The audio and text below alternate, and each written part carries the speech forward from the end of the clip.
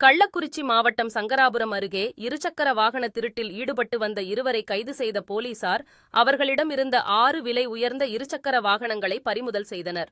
சங்கராபுரம் காவல் நிலைய எல்லைக்கு உட்பட்ட பகுதிகளில் தொடர்ந்து இருசக்கர வாகனங்கள் காணாமல் போவதாக கள்ளக்குறிச்சி மாவட்ட காவல் கண்காணிப்பாளருக்கு புகார்கள் வந்துள்ளது.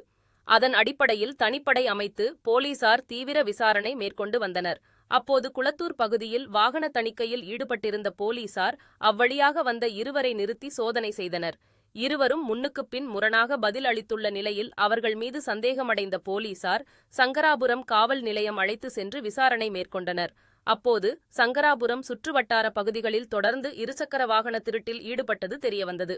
இருவரையும் அதிரடியாக கைது செய்த போலீசார் திருடப்பட்ட 6 பைக்குகளையும் பறிமுதல் செய்தனர்.